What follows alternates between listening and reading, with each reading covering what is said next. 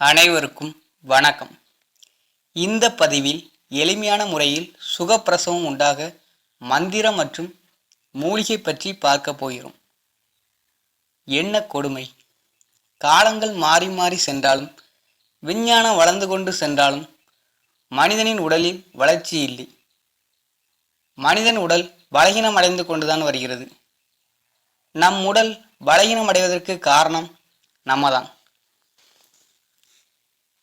நன்கு சிந்தித்து பாருங்கள்.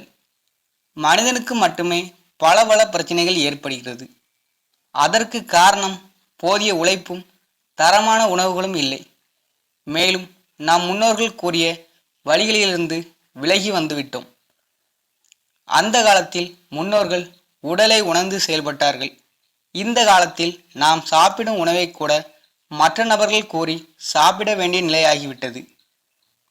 சரி, இனி சுகப்பிரசவம் உண்டாக மந்திரம் மற்றும் மூலிகை பற்றி பார்ப்போம். மந்திரம்: கே சங்கர ஸ்மரகர பிரம்மாதிநாத மன்னாத சாம்ப சசிசுட ஹர திரிசூலின் சம்போ சுகப்பிரசவ வக்ருத் பவமே தயாளோ ஸ்ரீ மாத்ருபூத சிவபாலயமா நமஸ்தே. இந்த ஸ்லோகத்தை கர்ப்பமாயிருக்கும் பெண்கள் தினமும் 3 முறை சொல்லி இறைவனை வழிபட்டால் அவர்களுக்கு எந்தவித பிரச்சனையுமின்றி சுகப்பிரசவம் உண்டாகும். இனி மூலிகை பற்றி பார்ப்போம். ஏற்கனவே ஒரு பதிவில் தண்ணீர் விட்டான் கிழங்கு பற்றி பார்த்தோம்.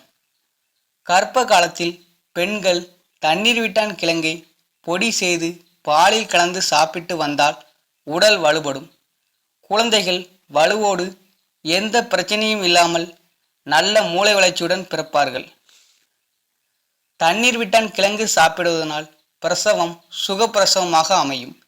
இந்த தண்ணீர் விட்டான் கிழங்கு ஆண்கள் பெண்கள் இருவருக்கும் ஒரு வரப்பிரசாத மூலிகை என்றே கூறலாம். அனைத்து நாட்டு மருந்து கடைகளிலும் கிடைக்கும். கர்ப்ப காலத்தில் பெண்கள் தண்ணீர் விட்டான் கிழங்கு சாப்பிடும் பொழுது அருகில் உள்ள மருத்துவரை ஆலோசனை செய்து சாப்பிடுங்கள். அடுத்த மூலிகை சீந்தில் கொடி. சீந்தில் கொடி வேலி ஓரங்களில் அதிகம் காணப்படும். ஏற்கனவே சீந்தில் கொடியை பற்றி பல பதிவுகள் பார்த்திருக்கிறோம்.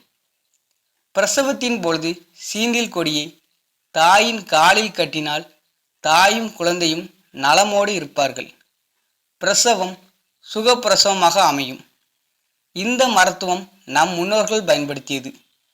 இந்த குறிப்பை நமது சித்தர்கள் உலக பகுதியை பின்பற்றும் மக்களில் சில நபர்கள் கூறியது. இந்த தகவல் அனைவருக்கும் உபயோகமாக இருக்கும் என்று நினைக்கிறோம். மேலும் அடுத்த நல்ல பதிவில் சந்திக்கிறோம். நன்றி, வணக்கம்.